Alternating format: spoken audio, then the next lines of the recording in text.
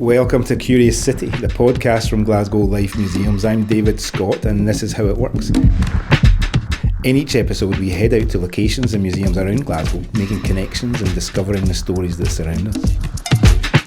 This week, we're all about film, and we're finding out about a city that loves cinema. To help us explore, we're joined by film critic and writer Alistair Harkness. Alistair, welcome. Thank you for having me. Can you start off just telling us a little bit about yourself? I'm the film critic mainly for the Scotsman newspaper. I've been doing that for about 23 years now. I started off just writing for student newspapers, but I've always had a love of film, like going back to early days of childhood. Some of my fondest and first memories are going to the cinema. I was lucky enough to kind of grow up in the, I guess what you call now the golden age of the blockbuster. So one of my first memories is being taken to see Empire Strikes Back, loving Star Wars forevermore after that. Home video was just coming in the early 80s, and it was that time when you could, if you were a child, you could get access to a lot of films you weren't really probably supposed to get access to. That as well created a love of films. Nightmare on Elm Street is one I remember seeing when I think I was probably about 10 or 11. That is not a film you should see when you're 10 or 11. Years later, I ended up interviewing Robert Englund, Freddy Krueger. So I told him this story about how I fell in love with horror films, and he was kind of tickled by that, I think. Before we say where we are this week, Alistair, can you tell us, are you someone who likes a museum? I do love museums. I love going to museums for the same reason I love going to cinemas, because it takes you on a sort of journey around the world. It fuels the imagination as well. And I think those two things are intimately bound up. I have a 5-year-old now, and I love taking him to the museum, see how excited he gets. Like in Kelvin Grove, running around looking at all the kind of dinosaurs and the big animals and the fossils. He's obsessed with fossils. And we're at Kelvin Hall this week in Glasgow's West End. Kelvin Hall's home not only to a huge part of the museum's collections, but you'll also find the National Library's Moving Image Archive, University of Glasgow's collections. It's newly home to BBC Studio Works' studio, and it's also home to one of Glasgow Life's state-of-the-art gyms. There's a Kelvin Hall episode coming up soon where we'll dig a little bit deeper into what's on offer here, but back to today. I recently caught up with Norrie Wilson, man behind Lost Glasgow, to find out about Glasgow's lost cinemas. Okay, so an episode on film wouldn't feel quite right without at least one trip to the cinema.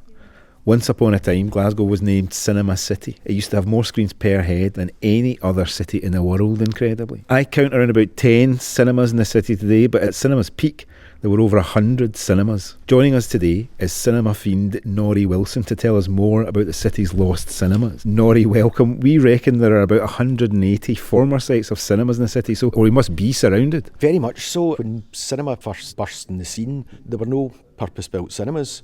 So people were showing films anywhere they could. Film was getting offered in church halls, community halls, converted warehouses, you name it. How many were there at cinema's peak? I think it was over 130 cinemas, but at that time you have to remember Glasgow, within its old city boundary, was a city of over 1 million people, and most of them living in pretty cramped accommodation. So if it's ma, pa and 5 or 6 wains in a room and kitchen, or a couple of rooms in a kitchen, escaping out the house to somewhere that was comfortable, warm, upholstered, going to the cinema was the great escape. And it wasn't just a great escape psychologically and mentally and imaginatively, it was a great escape physically, because for your 2 bob or whatever, here you were in this beautiful world that basically echoed the Hollywood world that you saw on the screen. And Glasgow's cinema builders, after the first sort of periods when the cinemas were pretty rudimentary, went full pelt at creating some of the finest cinemas in Britain. And when was this boom period that we're talking about? From the 1920s right through to the early 50s. And the two things that really sort of put an end to it were inner city demolition, where huge audiences were farmed out to Drumchapel, Easterhouse, all the peripheral estates, and of course the arrival of television. Television not only put paid to a huge number of the city's cinemas, it also put paid to a huge number of the city's theatres. Why go to the theatre and pay money to see somebody that you could see the other night on the television? What were the biggest cinemas in the city? The biggest one was Green's Playhouse, which turned into the Apollo. I mean, it could sit about 3,000 people. It offered, up in the balconies, you had things called the Golden Divans, which were double seats. So you and your squeeze could actually have a squeeze without the interruption of the arm of a seat in between you. Renfield Street alone, you had Green's Playhouse, you had further down on the same side, you had the Regent, then you had the Odeon, the Art Deco corner of which still stands. I think it's now a German doner kebab house as part of it. The Odeon was the Art Deco cinema in the city, and it had actually opened as the Paramount. It was owned by America's Paramount Studios. It was part of a huge chain. Cranston's Deluxe, it was spectacular. It was cinemas, it was tea rooms. There you go, Renfield Street, you had 4 major cinemas, all within spitting distance of each other, and if you didn't like what was on at one, well, you just walked down the road and went to the next one. As a cinema goer, what was the experience like in these places? It was pretty upmarket.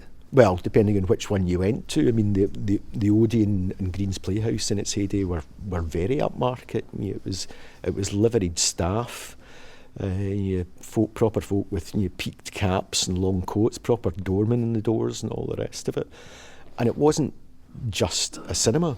I mean, both Green's Playhouse and the Odeon both had restaurants with live music, so it was a proper night out. If you're going out with your date, you say, right, we'll get you at 6 o'clock and we'll have dinner and we'll listen to the orchestra, and then we'll go to the film. Thanks, Norrie. So, what are the long-standing cinemas? Are there any left? In the city centre, it's really only the GFT, which was built originally as the Cosmo.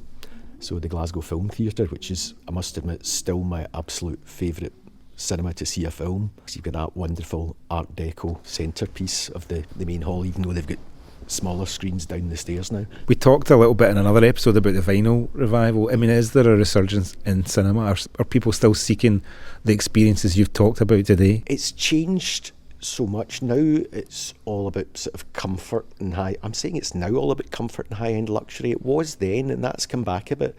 I mean, you've got the Everyman Cinema in Princess Square. You've got huge big couches and everything at the Grosvenor Cinema out in the West End. I like the shared experience of watching a film with a large audience. There's something special about it. You're sharing something. It's all fine and well to sit and watch a film on the TV at home, on Netflix or whatever, but actually to watch a film with 200 or 300 other people, you all come out talking about it, and you're overhearing other folks' conversations and other folks' opinions. You think, I didn't notice that bit. Did you notice that bit? Well, I noticed that bit. Or that was allegorical, that bit. That was a bit of Shakespeare. Was it? Christ, I must have missed that. And you see those things that you missed the first time that other folk were talking about. It's that huge hardcore cinema fan club in Glasgow. Glasgow loves its pictures, particularly if Glasgow's on screen. The recent Indiana Jones, where big chunks of the Merchant City were done up as 1960s America. I mean, I remember sitting watching it in the cinema. The whole cinema sat forward and went, "That's Glasgow!" As ever, so much fun speaking with Norrie there. I could listen to Norrie for hours talk about the city. Alistair, what an incredible amount of cinemas in Glasgow. I love Glasgow for that fact that we have so many cinemas here. They sort of dream of that, of having like cinemas, that many screens, and potentially to see so many different types of movies was such a wonderful thing for it to be a film fan. With a cinema like the Glasgow Film Theatre, which is my favourite cinema in the world probably, and it's great. It's just a wonderful kind of beautiful building, a beautiful place to kind of see movies and a wide variety of movies. I think that I think Glasgow is very lucky in that respect, because obviously a lot of other cities, their art house cinemas have closed down, they haven't been looked after in the right kind of way. Glasgow Film Theatre takes great pride in itself, in the building, in the films it shows, and in the people who come through the doors. They love the audience, and the audience loves it in return. I also met my partner there, so it's a very special place for me for that reason too. It's a very special place indeed. Next up, we're going to find out a little bit about how the Glasgow Film Office helps bring the city of Glasgow to a screen near you. My name is Jennifer Reynolds. I'm the Film Commissioner at Glasgow Film Office. It's based in Glasgow City Council. Jennifer, can you tell us a little bit about what a Film Commissioner does?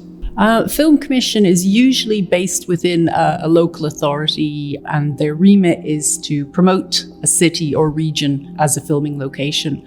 and then also to facilitate productions while they're in the region or location to make sure that they're doing everything legally, that they've got the right permissions, and that they're speaking to the right people to help them achieve what they need to achieve. I think pretty much everyone's fascinated by seeing their own city on the big screen. Jennifer, can you tell us a bit about what some of your favourite locations are that you've used?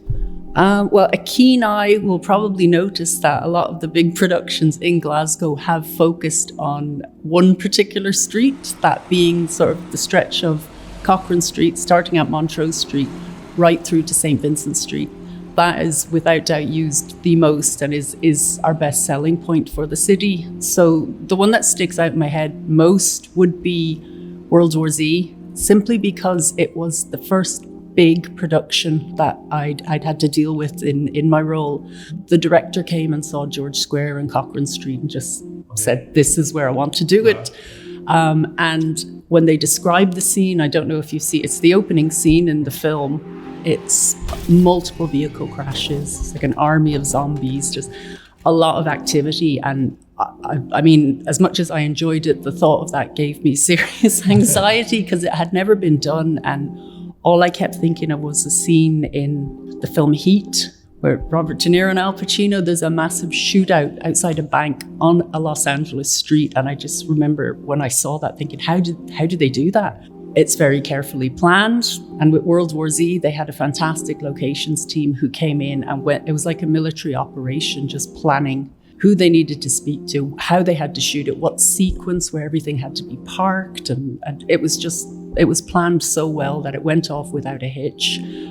What do you think it is about the city that is unique?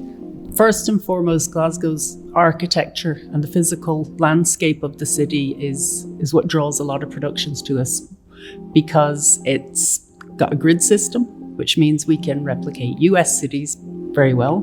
Plus, the grid system allows for big, long runs of streets, like the street I mentioned from Montrose Street right up St. Vincent Street. You've got a really long run, which is great for chases, stunts. The amount of productions we've had over the past decade, they know what we can do. That's our best calling card is, oh, well, have you seen this film? Have you seen that film? That was shot in Glasgow. You know what we can do. Can you talk a bit about some of the prominent scenes of the Batman film being shot in Glasgow?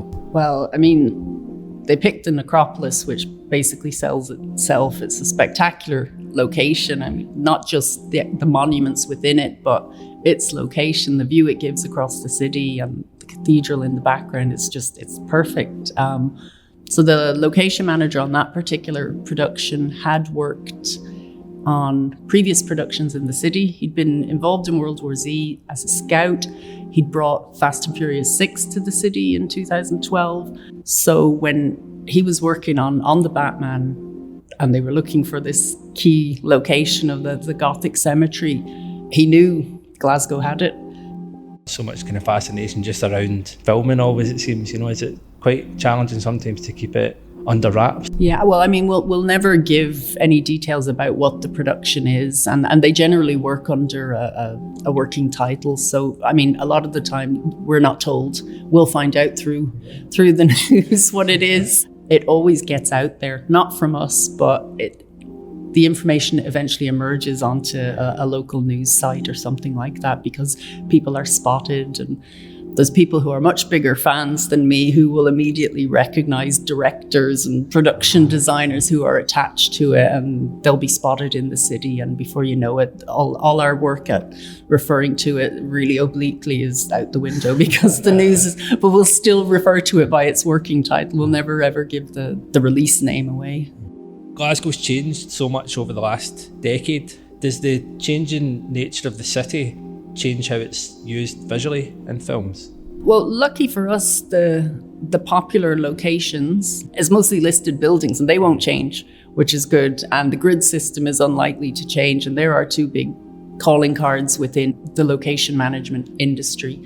So I think the biggest difficulties we find or we face when working with the location managers when they're looking for a sort of a more recent past, like housing estate or any sort of private residences, because if you're looking for something in the 50s and 60s, they won't have PVC windows, they won't have satellite dishes. It's little things like that. And we've heard some amazing stories about blockbusters and, behind the scenes. Jennifer, what do you enjoy most about your role? We're getting calls, people saying, we need a street that looks like it's Stockholm. We need a street that looks like it's Moscow. We need something that looks like an airport. And it's just trying to think outside the box. I mean, we've been doing it long enough now that we can immediately jump to, I'll tell you what looks like an airport that isn't an airport. Things like that. And it's different. Yeah, it is exciting, and you get to meet sort of location managers who will casually refer to other massive productions that they've worked on and things like that, and how Glasgow compares. And it's always good to hear that they like working in Glasgow, they want to bring a project back to Glasgow, and they're really happy with the cooperation they've got from the local authority and just dealing with people in Glasgow. That's always good to hear, that it was an easy experience to film in Glasgow, because that's the best marketing we can have. Thanks, Jennifer. It's been really fascinating to learn a bit more about what you do in the role of Glasgow in the film industry. Thank you. You're welcome. Thank you very much. Great to hear from Michael and Jennifer there. It must be incredibly exciting working for the Film Office, bringing those films here. Especially in the last few years, Glasgow has really become a huge location for blockbusters. If you told me I was going to be living in Gotham City when I was a kid, it would have blown my mind. It's a real kind of diversity of locations that Glasgow can offer up. Yeah, why wouldn't Glasgow be a cinematic city? Because we think about New York and we think about Paris and we think about London, and it's great when filmmakers think, yes, Glasgow is a cinematic city. So, staying behind the scenes, but still at the cinema, Alan recently caught up with a projectionist who offers us a unique insight into life inside a darkened room. That big beam of light, it was wonderful. That's what I think attracted me to the business. Going into a cinema, when I was a boy, you see a picture, I spent more time sitting looking around at the projection room than I did watching the screen. And I'm saying to myself, I wonder what's going on up there. Because you could see people moving through the wee window. And I was always intrigued by that. Someday I'm going to find out. And I found out quicker than I thought. Thomas, could I maybe just ask you to introduce yourself, please? My name is Thomas McGoran. I'm 96 years old. I started work when I was 14-year-old. That's a long time ago, but I've still got fond memories of my life, of my days in the cinema. Let me tell you how it all started. I left school at 14, 1941, and the war was on at that time. And my mother and father, they were both air raid wardens. And my mother told the head warden that she had a son leaving school and he was looking for work. And this man said to her that his son was the chief projectionist in the cinema in Bridgeton and he was looking for a schoolboy. So I went down to the Arcadia and I asked for Mr. Craig, and he took me up into the projection room, and of course I was fascinated by what I was seeing. And he told me that the job he was looking for me to do was to rewind the films as they came off the projectors. And he said, if you stay at the job for 3 months, we'll teach you to be a projectionist. You'll become an apprentice projectionist. And I enjoyed the work. I liked the idea of projection movie pictures to the public. We used to have wee competitions between ourselves. Who could lace up a machine quickest? We got that down to a fine art where we could feed the film through the projector in 7 seconds, which was some going. And I stayed in the projection right up until I was 18 years old, and I was conscripted into the Air Force, and I spent 3 years in that. After my Air Force time was done, I decided we'd go back to the cinema projection, and I went back to the Arcadia, and I was taken on as the second chief projectionist at that time. Thinking about the projection room itself, it's something which is steeped in mystery, I think, for a lot of people. What did it feel like to be in there? It was great. It was great. A lot of people say to me, oh, you're lucky you can see all the pictures. But you actually don't. As an operator, you don't see all the pictures. You've got a job to do. And that job is to put a picture on the screen that is acceptable to the public. It's a nice, clear picture in focus with a proper level of sound. And that's what we aim to do. You only saw the screen if you looked out the wee window and had a look just to make sure everything was okay. Sometimes when we got time off, we would decide to go to the pictures and one night off to see a film. Thomas, after serving in the RAF, you went back to work in the cinemas. Yes. What made you decide to leave the cinemas eventually to join the railways? Because of television. Like I say, cinemas were closing down right, left and centre. People were being thrown out of our projections. I knew they had already left, and I thought to myself, well, I better get out before I'm thrown out. So my brother-in-law, he worked in the railway, and he says, why don't you come and work in the railways? He says, it's a good job. He says, an outdoor life. So that's what I did. It's 2024. It's been 70 years since you left the cinemas. What does cinema mean to you today? Not a lot. They call it progress, but I don't think it's progress. Everything done now is artificial. When you look at a film now and you see buildings get blown up, crashes not taking place, it's all computer generated. But in my day, when a building blew up, a building blew up.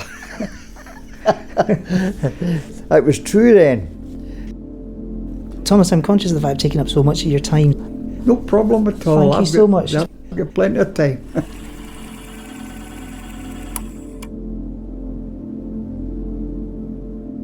Before we head into our final piece this week, let's look back over where we've been. Okay, so we started off our first film episode finding out about Glasgow's lost cinemas with Norrie Wilson. Then we hopped into town to talk movie making with the Glasgow Film Office, and then popped behind the screen to find out about life as a film projectionist. Alistair, to round us out this week, we're going to find out a little bit more about what it is that you do. So much of our opinions of films come from people like yourself, from film critics, but you're starting from scratch, often months ahead of us. I mean, what's that like? It's a funny thing. You have to try and pay attention to what's coming out, but you don't want to pay too much attention to the hype surrounding stuff. You're seeing stuff for the first time, and there maybe isn't like a big consensus about what a film is, or what this film is, or what it's trying to do. And sometimes, you know, that can be thrilling because you're just like, oh, I've never seen anything like that before. It's so rare to find those gems, be those first people to find it. So you have these big film festivals like Cannes and Sundance where the films will debut, and then they'll have a bunch of critics seeing it in one go. All their opinions will come out at once, so then immediately there'll be a sort of consensus formed. And then what's interesting nowadays is because the cycle of media is so fast that a film can, you know, have its like, it can be assessed, reassessed, like there'll be a backlash against it, and then there'll be a praise against it within the first week or two of it even coming out. And those things used to take years. A film could be underappreciated when it come out, and then, like, you know, maybe 5, 10, 20 years later, it'll have found its audience. Now that can happen like in a matter of weeks. Inevitable, but tough question. Have you got a kind of top 3, top 5 you want to share with us off the top of your head? Fight Club. A lot of your favourite movies, I think, are about timing, and it was like I was 25. It was about people roughly my age. It was audacious. It was hilarious. It just blew me away, the filmmaking, everything about it, and it ended with the Pixies on the soundtrack. It was time. But then I have the childhood favourites, and Jaws is obviously one, I think, and that's one that really stands up. I watched that again a couple of years ago. It was just incredible, and you pick up new things every time from it. So one thing I'd never really noticed with Jaws was the sort of fluidity of the Steven Spielberg's camera work. And in that first 20 minutes, his camera moves like a shark. It's like it never stops. And it's E.T. again, Spielberg. Spielberg was this real touchstone for me as a kid. E.T. is a film that I still struggle with because I will cry even when I hear the music. So I haven't gone back to that for like a long time. Those films, I think, are sort of the kind of key ones, I think, as well. And, you know, I talked earlier about Raiders of the Lost Ark just being just a brilliant example of just pure entertainment. But yeah, there are others I love. I'm a big Michael Mann fan, as most middle-aged blokes are. And Heat, when I saw Heat, I remember that being kind of intense. Films I'm looking forward to: Furiosa, a Mad Max saga, a sequel to Mad Max Fury Road. As a kid, Mad Max was one of my favourite films. Again, Mad Max 2, I think, is one of the ultimate action movies. I was a big action movie fan as a kid. And the sequel to Joker as well. I really loved the first Joker film. Not so much a lot of the other comic book movies. I feel like the comic book boom is maybe coming to an end, or the superhero boom, but the supervillain film might be about to take off. Talking about Scottish films, a film called The Outrun, which is based on a best-selling memoir by Amy Liptrop. It's been turned into a film with Saoirse Ronan. It just had its premiere at Sundance Film Festival. Lots to look forward to. Alistair, thank you. That's it for our first cinematic episode of Curious City, and I feel like we've just scratched the surface of cinema in the city, but we'll be back with another film episode soon. Thank you to Alistair Harkness for being our curious guest. See you next time on Curious City.